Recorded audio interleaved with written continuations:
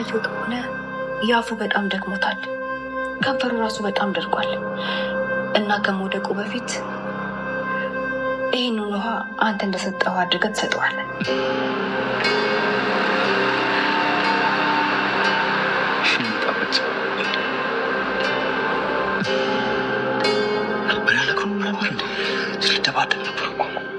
እኔ ራሴ ግድ ሆኖብኝ የተረጋጋሁት ወንድም በጣም ተጨናንቃል። ውሃ ደግሞ ወዴት ይቀጥሉ ታውቃለህ? እንደዚህ እፈራለሁ ብዬ አስቤ አላውቅም ነበር። እየተንቀጠቀጥኩ እኮ ነው።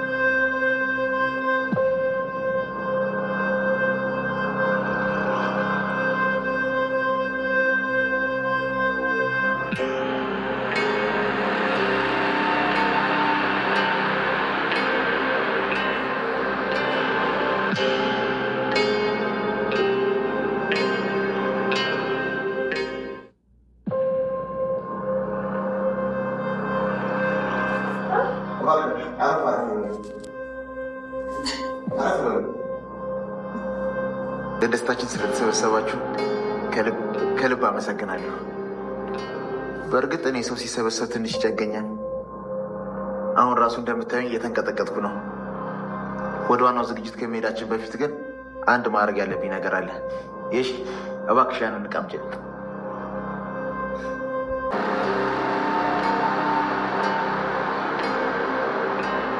ያው እኛ እንደምታውቁት ተቆንጥጠን ያደግን ባህላችንን ወጋችንን አክባሪዎች ነን።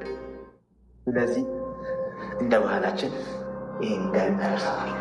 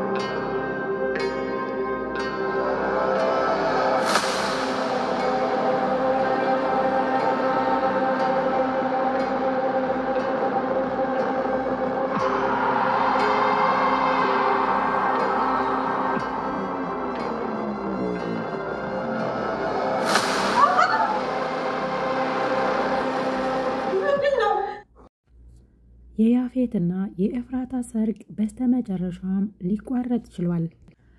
ታዲያ ሴራው በማን እንደሆነ ባይታወቅም ለጊዜው ግን ሰርጉ ተቋርጧል ማለት ነው። በዚህ ነገር ሁላችሁም ደስ ብሏችኋል። ታዲያ ይህንን ቪዲዮ ላይክ በማድረግ ይጀምሩ። ለዚህ ቤትም አዲስ ከሆናችሁ ሰብስክራይብ ማድረጋችሁን እንዳትረሱ። ነባሮች ደግሞ ስለምታበረታቱኝ እጅግ አርጌ አመሰግናለሁ። ነገር ግን የያፌትና የኤፍራታ ሰርግ ይቁም እንጂ ምን ይፈጠራል የሚለውን አናውቀውም። ክፍል 73 ላይ የምናየው ይሆናል። ታዲያ በሐረግ ድራማ ላይ በክፍል 73 ላይ ምን አይነት ትዕይንቶች ሊፈጠሩ ይችላሉ የሚለውን አብረን የምናየው ይሆናል። እስከ ቪዲዮ የፍጻሜ ድረስ ተከታተሉኝ። በመጀመሪያ ደረጃ ይህንን ሴራ ሊያሴር የሚችለው ማን ይመስላችኋል? ቤዛ ወይንስ ጽዮን? ጽዮን እንግዲህ ወንድሟ ላይ እያደረሰ ያለው ያፌት ታውቃለች። ምን አይነት ነገሮችን ያፌት ናታን ላይ እያደረሰ ያለውን ነገር እየተረዳችው ነው። አሁንም ሰርጉ ላይ ናታን ሰርጉን እንዲጠራ ተናግሬ ነበረ ሲል ነበረ ለገኒም እንዲነግራት እንዲሁም ደግሞ ለሉሊትም እንዲነግራት በሚለው ሰበብ ማለት ነው። ይህ ነገር ደግሞ ጽዮንን አባሳጭቷታል። ያንተ ተላላኪ አይደለም ወንድሜ፣ ያደረግከውን ነገር ደግሞ የረሳውልህ እንዳይመስል ብለዋለች ማለት ነው። ስለዚህ ይህንን ሴራ ማን ሊያደርገው ይችላል?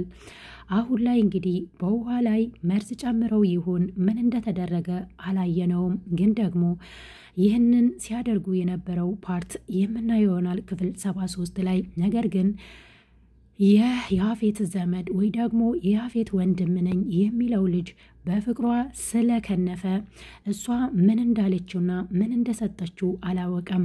ምክንያቱም አላስተዋለም።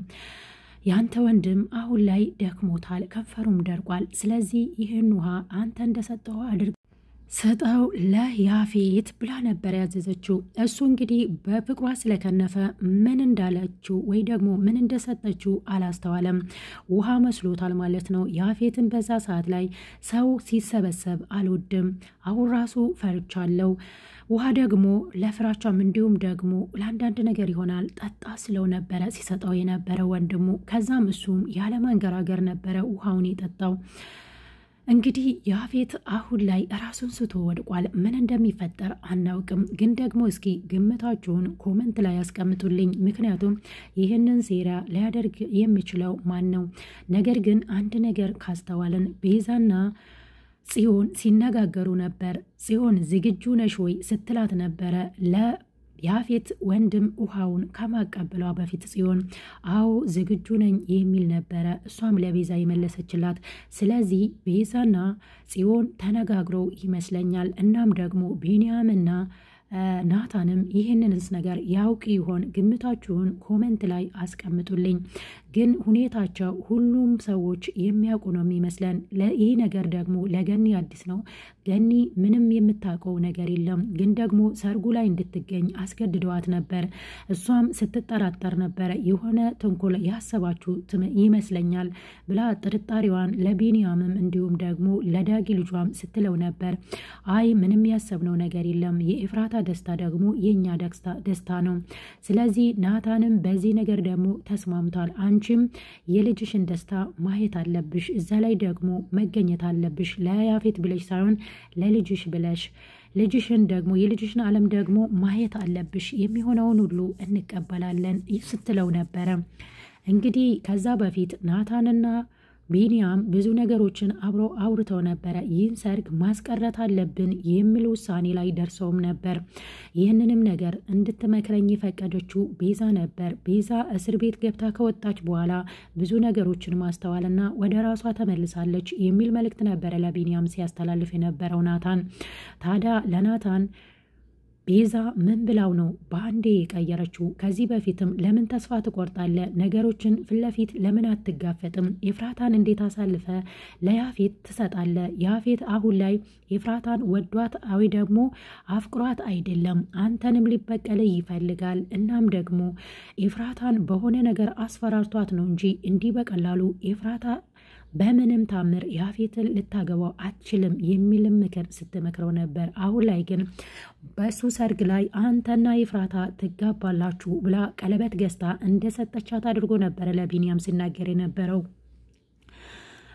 ናታን ማለት ነው። ታዲያ ይህንን አይምሮ የለወጠችው ወይም ደግሞ ናታንን ሙሉ በሙሉ ይህ ሰርግ እንዲቆም እንዲያስብ ወይ ደግሞ ሰርጉ እንዲከሽፍ እንዲያስብ ያደረገችው ሙሉውን የተጫወተችው እንግዲህ ቤዛ ናት። ቤዛ አሁን ላይ የእነሱን ፍቅር ለማዳን ደፋ ቀና እያለች ነው። በፊት ላይ እበቀላለሁ ብላ ነበር የወጣችው። አሁን ላይ ግን ሁሉንም ነገር ለናታን ነግረዋለች። ከዚህ በፊትም ከአንተ ጋር ተኝቻለሁ፣ ያረገዝኩት ልጅ ያንተ ነው ስትለው የነበረውን ነገር እውነታውን ተናግረዋለች። ግን ደግሞ ልጁ የማን እንደነበረ አልተናገረችም። እሱም ትዝ ብሎት አልጠየቃትም ነበር። ይህንንም ነገር ለቢንያም ሲያጫውተው ነበር። እንግዲህ አንዳንድ ነገሮች ስለ ቤዛ ከቢንያም ጋር ሲያወሩ ነበረ ማለት ነው። ሙሉ በሙሉ እንግዲህ ሰርጉ እንዲቀር ሚናውን የተጫወተችው ቤዛና ጽዮን ይመስለኛል። ይህ ነገርስ ቢንያምና ናታን እንዲሁም ደግሞ የኤፍራታ ወንድም ዳጊ ያውቀው ይሆን የሚለውን ነገር እንግዲህ እናንተም ግምታችሁን ኮመንት ላይ ያስቀምጡልኝ። እነዚህ ሁሉም ያውቃሉ ከገኒ በቀር ብዬ ነው የማስበው። ምክንያቱም ውሃውን ሲጠጣ ከማንም በላይ ቤዛ ነበረች ስትደሰት የነበረው። ከዚህ በፊት ምን ነበረ ያፌት ለቤዛ ያለው? ጽዮንና ናታንን ይዘሽ ትመጫለሽ ሰርጉ ላይ።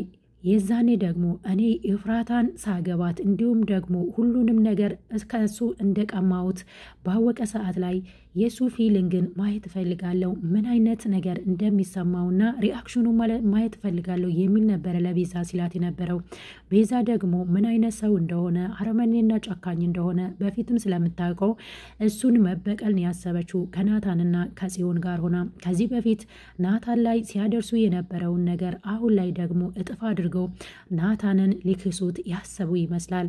ታዲያ ይህንን ፍቅር ማን ነው ሚና የተጫወተ እንዲታደግ?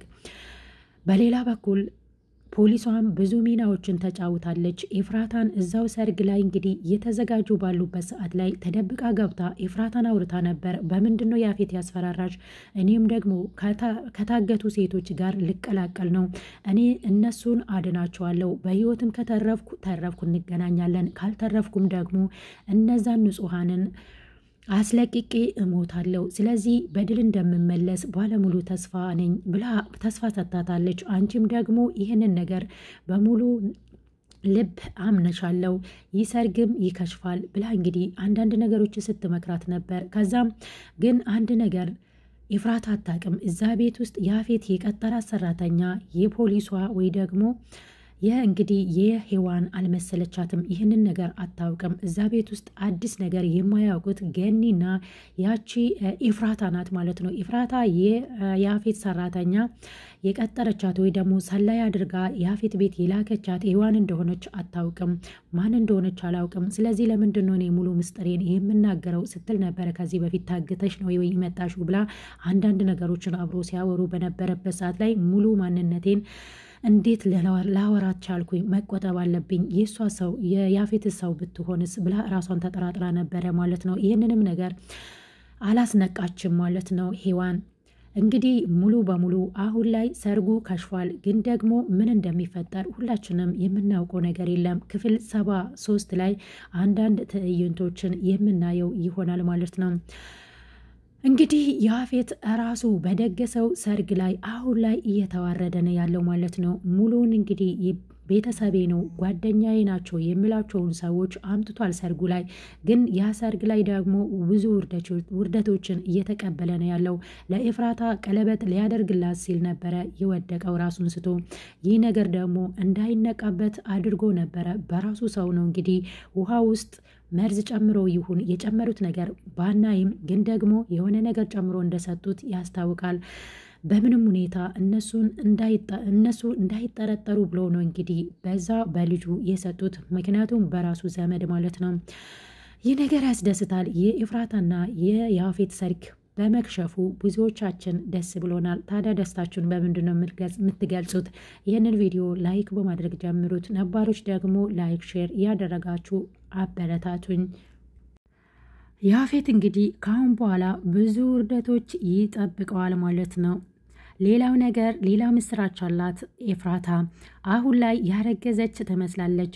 ካሁን በኋላ እኔና አንተ ልጆችም እንወልዳለን ስትል ነበረ። ከዛ የያፌት ዘመድ የመጣው ማለት ነው። ደግሞ ከማን ነው ልጅ መውለድ የምትፈልጊው እያላት ነበረ። ያለፉት ክፍሎች ላይ እንግዲህ ከናታን ጋር ብዙ የፍቅር ጊዜያቶችን አሳልፋለች። አንድ ቀን እንግዲህ ከእሱ ጋር ፈታ ዘና ስትል ነበረ። ያ ነገር ደግሞ ጥሩ ትዝታዎችን ያፌትን እንኳን ባገባ ጥሩ ትዝታን አሳልፊለት መሄድ ይፈልጋለሁ በሚል ነበረ ከናታን ጋር ያደረችው። በዛ ነገር እንግዲህ እርግዝና ተፈጥሮም ሊሆን ይችላል ማለት ነው። ይህንን ነገር ደግሞ የምታውቀው ኤፍራታ ብቻ ናት። በራሱ በደገሰው ሰርግ ላይ እንግዲህ ናታንና ኤፍራታ ሲጋቡ ማየትን የሚያናድድ ነገር የለም ለያፌት። ለሌላው ግን ደስታ ነው የሚሆነው ማለት ነው። ምክንያቱም የራሴ ሰዎች ናቸው የሚላቸውን ሰዎች ሁሉ ነው ሰርግ ላይ የጠራው።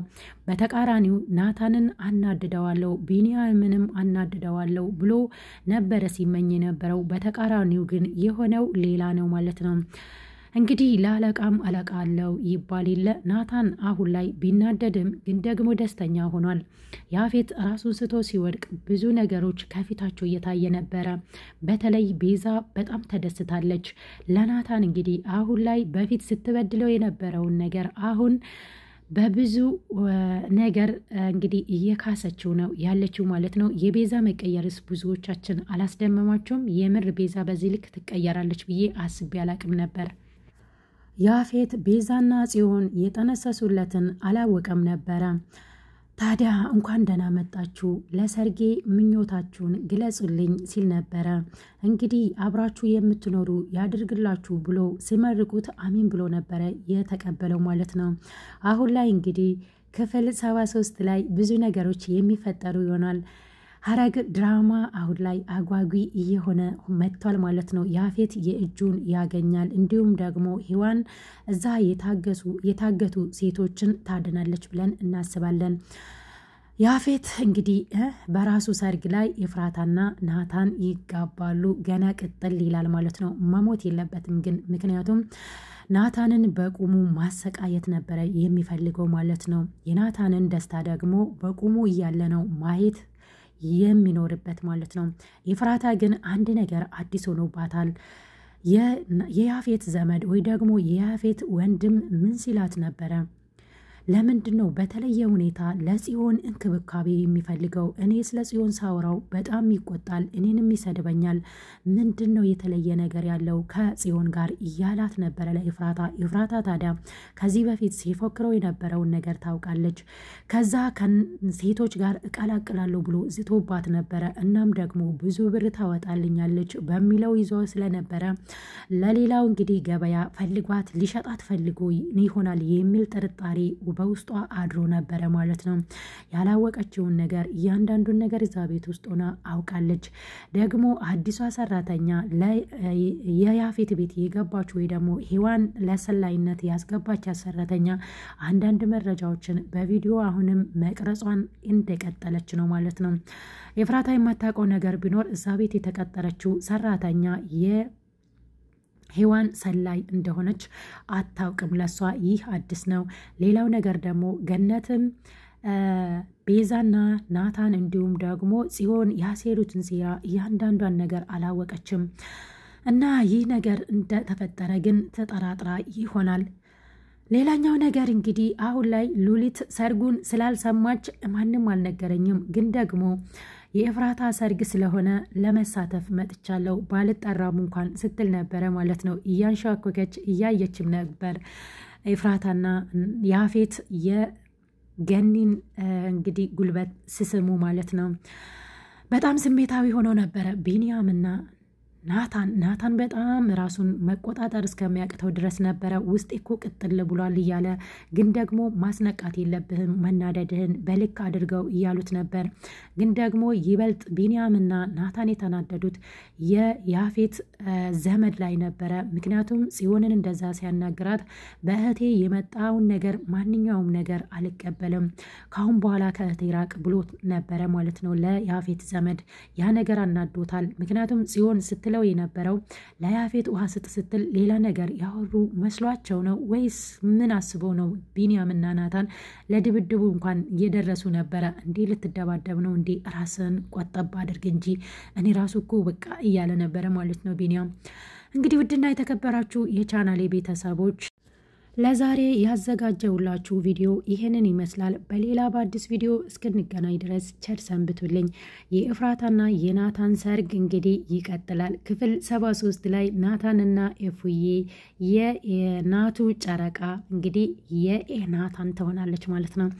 እንግዲህ የነሱ ደስታን ለማየት በጣም ጓግተናል። ያፌት ደግሞ ከርቸሌ ገብቶ ናታንን አስፈራርቶ እስር ቤት ለማስገባት ሲል የነበረው ሰውዬ አሁን ላይ እንግዲህ በዘመዶቹ ፊት ተዋርዷል ማለት ነው። ገና ብዙ ውርደቶችን ይከናነባል። አሁን ላይ ናታንን ሰው ገድሏል ብሎ በውሸት እንግዲህ ኤፍራታን የራሱ ለማድረግ ነበር የሞከረው። ይህ ነገር ሁሉ መረጃ ከተገኘበት በኋላ እንግዲህ ከርቸሌ ለዘላለም ይወርዳል ማለት ነው። አሁን ላይ እንግዲህ የሐረግ ድራማ ማለቂያ ላይ እየደረሰ ያለ ይመስላል ማለት ነው። ስለተከታተላችሁኝ እጅግ አድርጌ አመሰግናለሁ። ባይ ባይ።